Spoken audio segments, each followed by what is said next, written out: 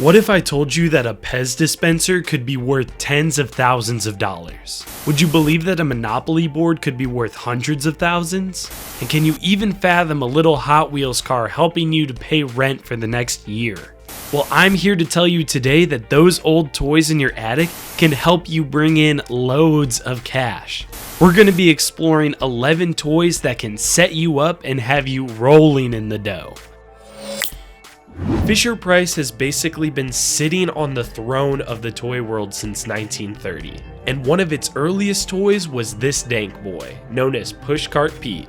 This toy is apparently so rare that there's not even video footage of our boy Pete pushing around his little cart anywhere on the internet. So I'm just gonna show you some simulations in the meantime. Cue cart pushing montage.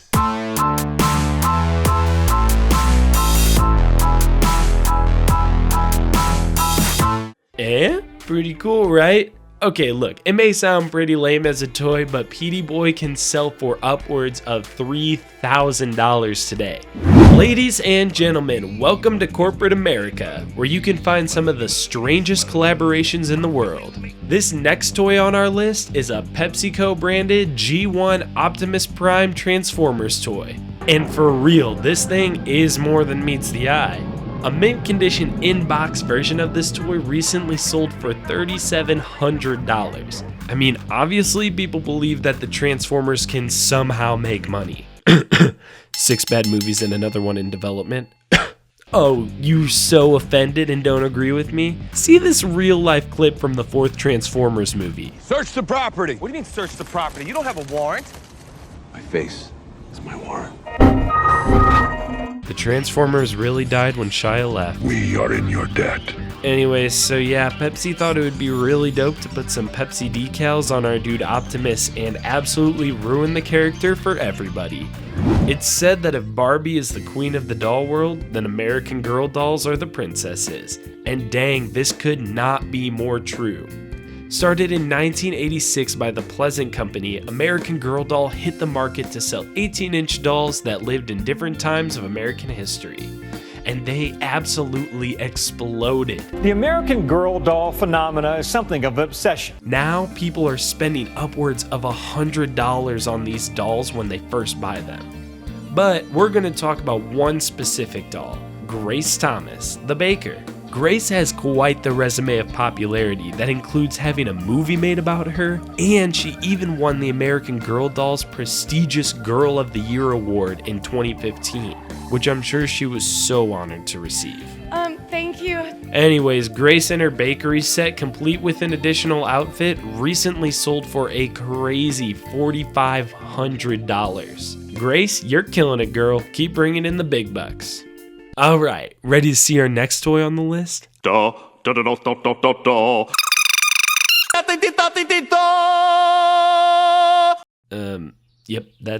that's it. But while this little dude may not look like a lot, he recently sold on eBay for $5,000. This little beanie baby's name is Peanut, the royal blue elephant, and was introduced by Ty on June 3rd, 1995. Apparently, Ty realized after they released our guy that he was the wrong color altogether. They wanted to manufacture a lighter blue version of Peanut.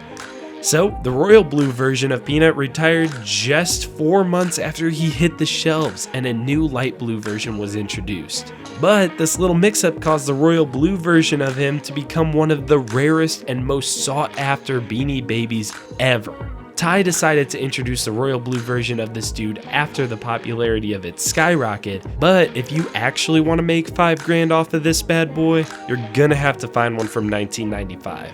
Sorry, that $20 guy on Amazon is just not gonna cut it.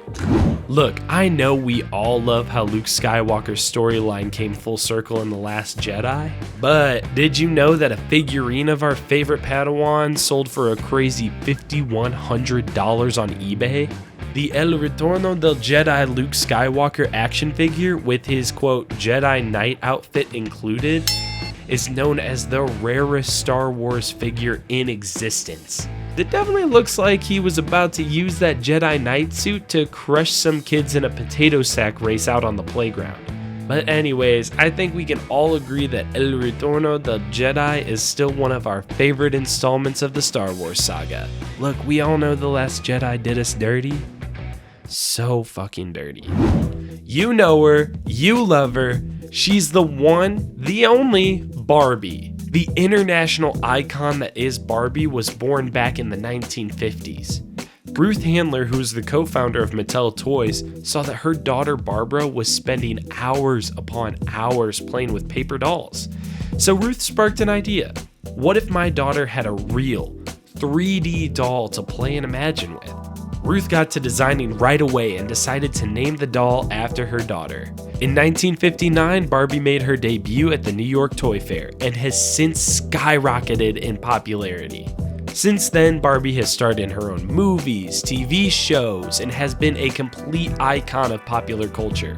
Anyways, if you get your hands on a first edition Barbie doll, you could be raking in a crazy $23,000. You guys remember those Pez dispensers? Yeah, those cheap plastic things that carried candy that was, fine, I guess. Yeah, so imagine one of those bad boys being worth $32,000. Yeah, so you're probably thinking this thing is pretty badass, right? Well, let me just show you. Seriously, that's all that it is. Please allow me to introduce to you to the Astronaut B Pez dispenser. This little space explorer was first introduced in 1982 at the World's Fair in Knoxville, Tennessee. Look, I know what you're thinking. This thing looks so trashy. Why is it worth so much? Apparently, there's only 2 Astronaut B Pez dispensers in existence today. So when this guy dropped on eBay back in 2006, all the world's creepos who collect Pez dispensers in their basement were drooling over the possibility of owning this little guy. But the top bidder handed over that crazy amount of $32,000. Look, I know when you think of Hot Wheels, you're thinking of the fastest, beefiest, guitar solo shreddingest cars to ever exist. But for these guys, we're driving low and slow to the beach to catch a couple of waves with the bros. This is the Volkswagen Beach Bomb Hot Wheels, which hit the market in 1969. It had it all: removable surfboards on the side of the car, a whiter brown interior, end of list. Sounds pretty sweet, right? But the problem with this car is that it had such a high center of gravity that it wouldn't be able to stay on the Hot Wheels tracks. Because of that, Hot Wheels decided to discontinue it, and that made it an extremely rare Hot Wheels car that recently sold for $125,000. Hey, remember a few videos back when we talked about John D. Rockefeller being the reason that we have this stupid board game? Next up, we have the game we all know and love from our childhood, Monopoly. But while we may hate this game collectively as a society, the story behind how we got it in the first place is actually pretty intriguing. Back in 1903, anti-monopolist Lizzie Magie created the game in an attempt to easily explain the single tax theory of Henry George, which we all know of, right? Which is just a fancy way of saying that she was an activist and the game was made, get this, ironically. After a few decades, the game was passed down and eventually made its way to shelves. Unfortunately, Maggie was never given any credit for her game. But now if you can find a first edition game of Monopoly in mint condition from the 1930s, it can be worth $146,000. Imagine this. It's 1963 and the United States is in the thick of the Vietnam War. The war doesn't seem to be ending anytime soon. So what comes next to get the public on board for the war effort? How about G.I. Joe? Creator of the G.I. Joe series, Don Levine, hand-carved this G.I. Joe action figure prototype back in 1963. And it launched what would become one of the largest toy franchises in the country. And of course, he modeled his action figure off the manliest man in that point in time, Sean Connery. Unfortunately, you probably won't find one of these bad boys laying around your house, as Levine only made one of these. But this prototype sold at auction in 2008 for an insane $200,000. We're returning to one of our favorite girls for this last toy on our list. We have the Stefano CANTURI Barbie. Back in 2010, Mattel called in the help of Australian jewelry designer Stefano CANTURI to create a special edition Barbie doll in order to raise money for breast cancer research. CANTURI handcrafted a stunning diamond necklace for Barbie that alone was worth $300,000. At an auction in 2010, the CANTURI Barbie sold for $302,500, which was the most expensive Barbie ever sold.